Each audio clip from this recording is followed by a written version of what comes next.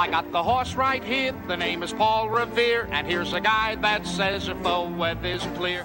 Hello racing fans, and welcome back to another edition of Handicapper's Corner, brought to you by the Derby Bar and Grill. I'm Mike Heads, along with Drew Forster. We're going to go through the final Sunday for a while. Anyway, Sunday, August the 13th races. Our next Sunday card will be not till Derby week in September. But we go to the Friday, Monday schedule for a while through the P&E Fair. But we do have 8 races on tap. Of course, first race starting at 1:50 on the Sunday afternoon program. Get right in, or? Should touch base briefly. Down the I-5 at Emerald Downs, it's Mile Day. Their signature event. Bistrea, a local horse trained by Rob Gilker, is running in there, as well as the Distaff. Victress is in there.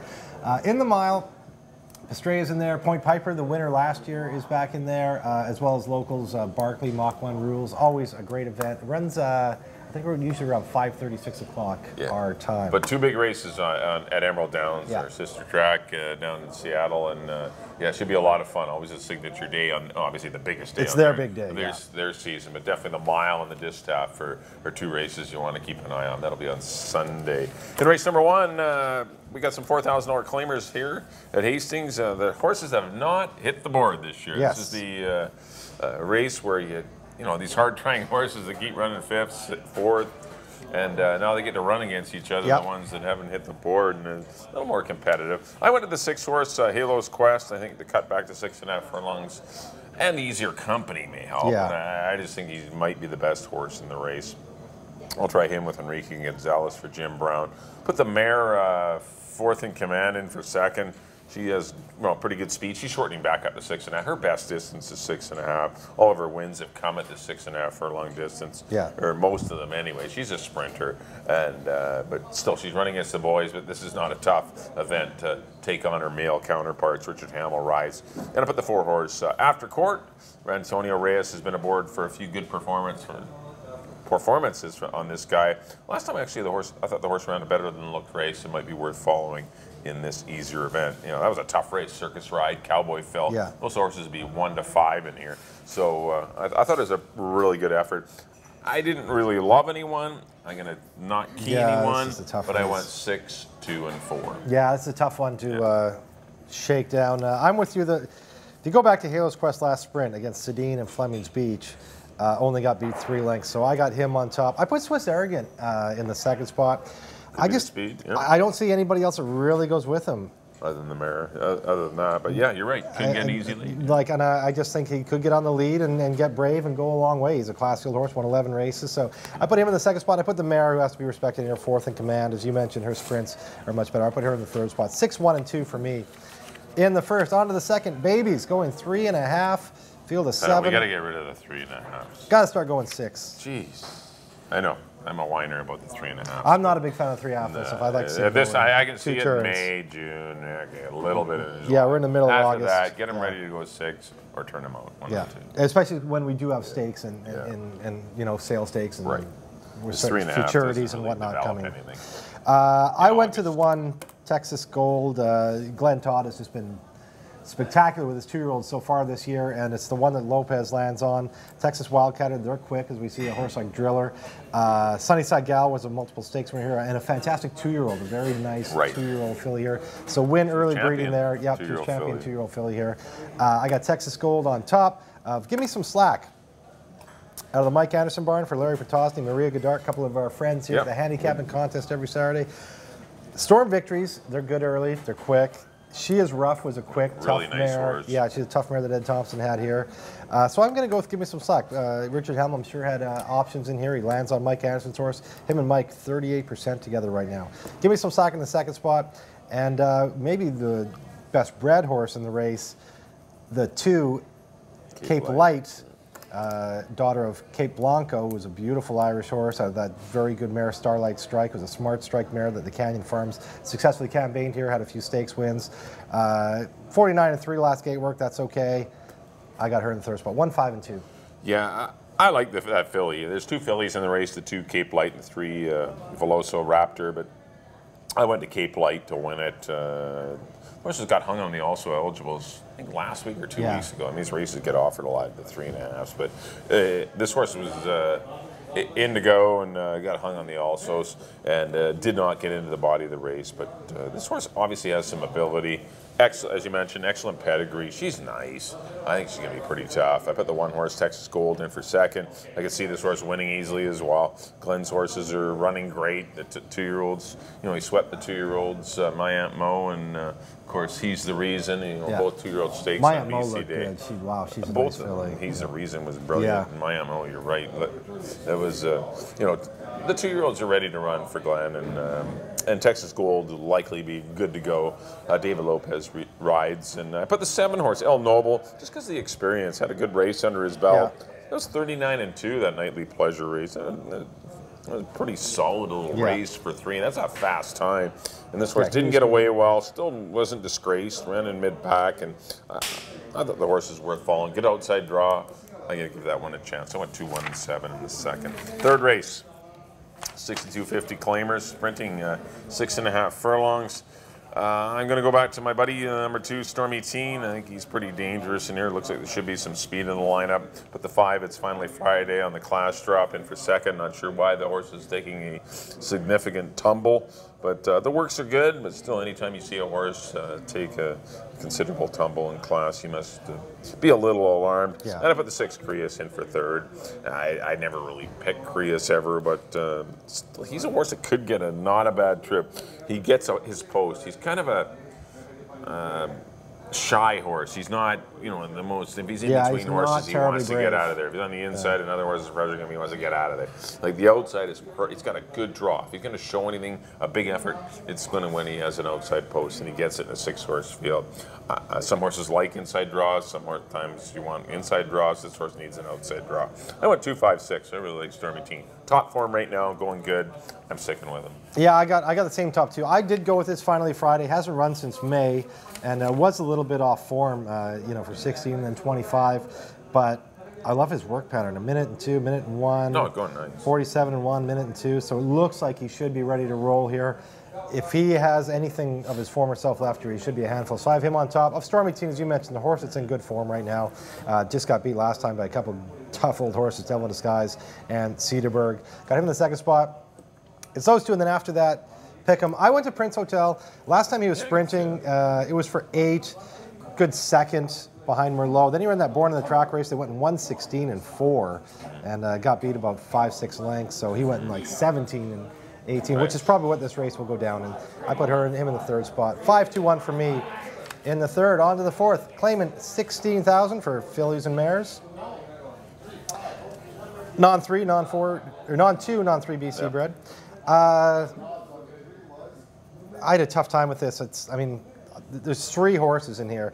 I put Morning Blurs on top. I know she set good fractions last time, 22 and 2, 46. Was getting caught by a Star to Be Late, but she did hang on. Right back in for 16 after tackling stakes company, setting up her stablemate Dazzling Dawn. Back in for 16, she should be tough. Not a lock here, but I do have her on top of Miss Finality, who's been running very good since returning to the races after a 2-year layoff. Every time she's run this year, it's been very good. The one time she didn't run good was going long, but sprinting. She's been right there in all of her races. Got beat by a tough Winning Edge last time. She should be tough right back in here.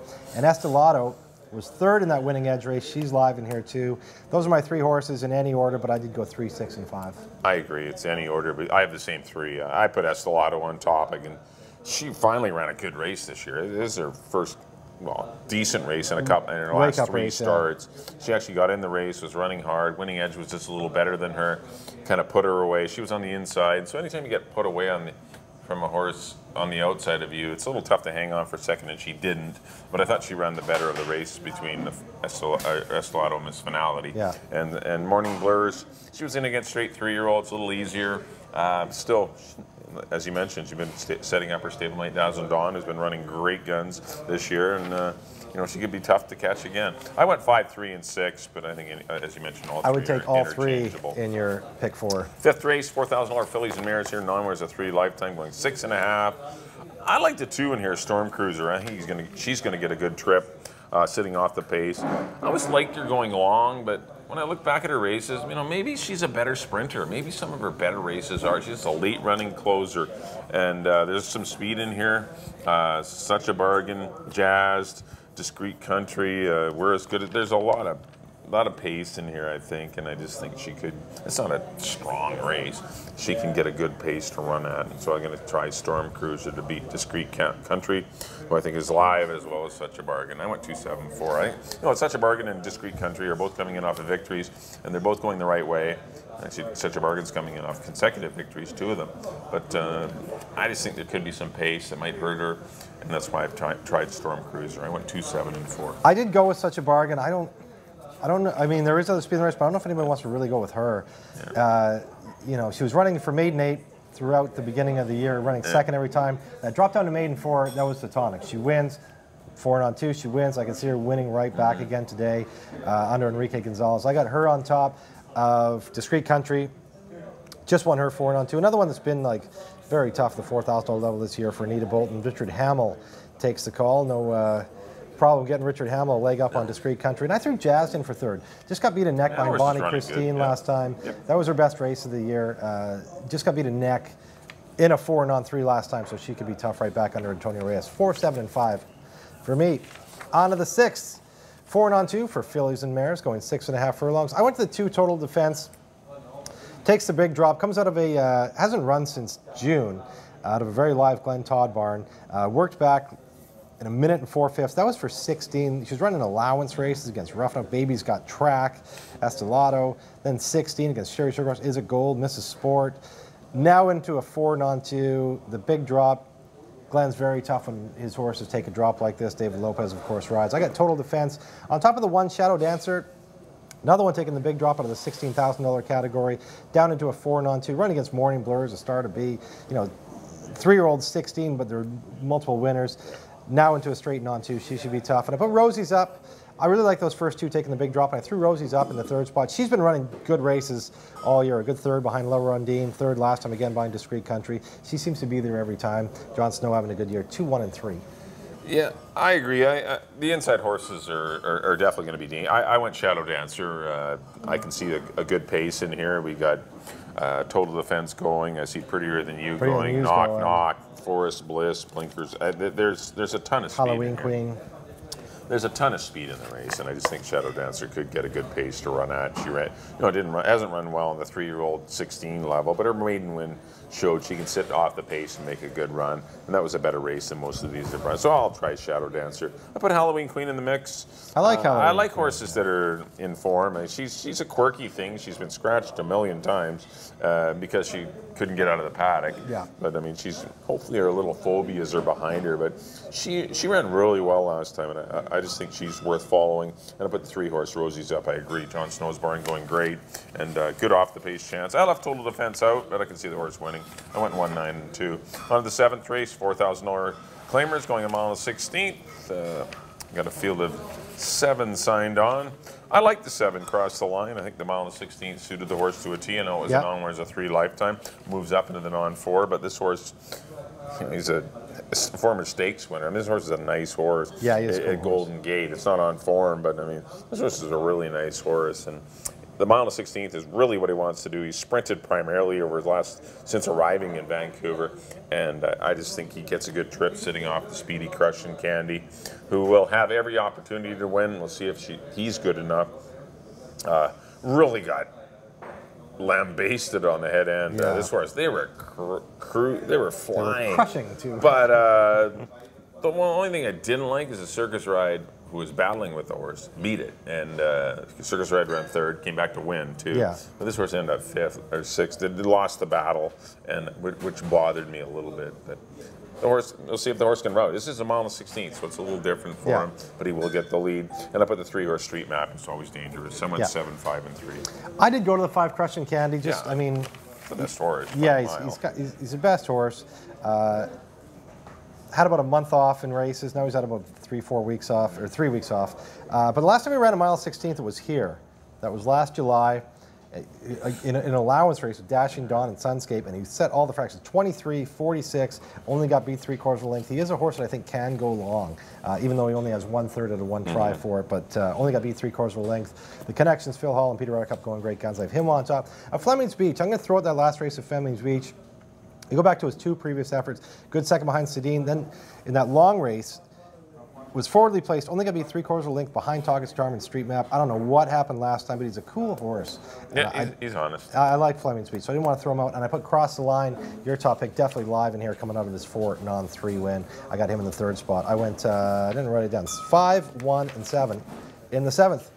On to the 8th, the Nightcap. Fillies and Mares, maiden 8. I wasn't really sure what to do with this field. I ended up going with a horse I picked last time, Rob Maben's horse, Perry Ann. She was coming off a good 3rd against the boys. Ran an even race last time, and 3rd start going to mile 16th. I'm expecting her to move forward. I like the move to David Lopez. I got Perry Ann on top. She's going to be a bit of a price, but I don't mind. I got her on top of Free and Fast, who's the obvious horse to beat in here. 2nd last time at the maiden 8 level, right back in for maiden 8. She should be tough. And I threw Bear's Little Whisper, who I think will like the distance. Another one spin right there. Good 2nd for 4. Then last time pressed the pace, going 6.5. Maybe going long. She could maybe go to the lead and carry them a long way. I don't know. A race I had a lot of trouble with, but I went 7, 2, and 3. Yeah, I like the 2, Free and Fast. I mean, this horse is, you know, her best races are going a mile. She's the horse to beat. Yeah. And, she's had I think the best. She's had a lot of resumes. She's just a 16-time maiden, which is tough at a short price. Yeah, that's the problem. You're going to get no value on Free and Fast, but she is the horse to beat. Put the 4 Swagger Cat in for 2nd. This horse did get into a lot of trouble last time. I know the time was dreadfully slow. It wasn't a great, super fast track. It was still 120 and 4 was not fast. But this horse did at least encounter some trouble. I put the 8 horse Gold Girl in for 3rd. I think she could be the speed of the race. There's not much speed in this race. It's a big, tall daughter of Sun Gold and might be better suited to a mile of 16th rather than the rush job of sprinting. And I just think she might be a little more dangerous. Just wanted to point her out. But I think the 2 is the horse to beat. Yeah, I'm trying to beat her with Rob Maben. Yeah, I went 2, 4, and 8. I can see the Perry Ann winning. Yeah. That horse is hard. I think she's going the right direction. That's why. I went 2, 4, and 8 though in the 8th and finale on the Sunday afternoon program. That'll do it for our analysis. Next up on screen, will be my picks. There they are. Back in race number 1, I went to the 6 horse Halo's Quest. In the non-winners, or non-1, 2, 3 at the meeting. Yeah. You can't have run on the board. You're ineligible, but that's why they got 6 of them in there. And I went 6, 2, and 4. On to the 2nd race, went to the 2 Cape Light. It's going to go 2, 1, and 7. No real strong pick there, though. Not a lot of form to go on, just workouts. Race number 3, I went to the 2 Stormy Teen. Like this horse. I'm going to go 2, 5, and 6. Race number 4, I went to the 5 Estolado. Tough call, though. That's 5, 3, and 6. You need all 3 of them in race 4. Race number 5, went to the 2 Storm Cruiser. I like her returning to a sprint. I think she'll get a good pace to run at. I think she's a good late run, 1-run closer sprinting. I think she's a little better at that. I'm going to go 2, 7, and 4. 6th race, I went to the 1 Shadow Dancer. Should get a good pace to help her out on the class drop. I'm going to go 1, 9, and 3. Race number 7, the Classy Cross the Line. Got a much-needed win. Might be able to rack up another couple after that. He may be a horse that gets on a roll. Yeah. I'm hoping now. I'm going to go 7, 5, and 3. And then the 8th and final, I went to the 2 Free and Fast. I'm going to go 2, 4, and 8. On to my picks. There we go. Back in the first, I go with Mike. Number 6, Halo's Quest, in a tough race to pick one over the 1 and the 2. The 2nd race, the baby race, I went down to the rail, the 1, Texas Gold, over the 5 and the 2. The 3rd race, I went to the big dropper, classy old horse, number 5, It's Finally Friday, over the 2 and the 1. The 4th race, I went to the 3 Morning Blurs, but I agree with Mike. Take all 3 of them if you can. Number 3, Morning Blurs. Number 6, Miss Finality. Number 5, Estolado. In the 5th race, I went to the 4, Such a Bargain. She's been on a roll over the 7 and the 5. The 6th race, went to the dropper. Number 2, Total Defense, over the 1, Shadow Dancer. And the 3, Rosie's Up. In the 7th, the feature, I went to the 5, Class Old Horse, Crushin' Candy, over the 1, Fleming Speech. And the 7, Cross the Line. In the nightcap, I went to the Rob Maben runner, number 7, Perry Ann, over the 2 and the 3. Well, thanks everyone for tuning in to Handicapper's Corner. Just a quick reminder, our next live card will be next Friday night, 7 o'clock, August the 18th. I think that's the eve of the Peony Fair opening, and so it'll be a good 7-race card on the Friday night. Festive occasion. Yeah, we go to the Friday Mondays here for a while, but this is our last Sunday afternoon card for till September the 10th, as we mentioned. Be sure you tune in and catch the Longacres Mile too on Sunday. Yes, that's a big race, and we'll be cheering for Ken Kinnikin and Bistraya, and of course Rob and Vicky Gilchrist Victress in the distaff. Best of luck to them, and that's really our only local tie, I believe. I haven't seen the form yet, but I think that looks like our only local tie to the mile and the distaff, which will be run of course, today, the Sunday, August the 8th, or 13th program at Emerald Downs. Well, thanks everyone for tuning in. Please do come out to Hastings. First race at 1:50. You can't make it to Hastings, get out here at the Derby Bar and Grill. The simulcasting, lots of TVs going on in Saratoga, Delmar, as well as the Hastings card. If you can't make it out, if you're in the South Surrey area, get out here at the Derby Bar and Grill and take advantage of a great atmosphere. On behalf of Drew, thanks for tuning in. We'll see you next time here on Handicapper's Corner.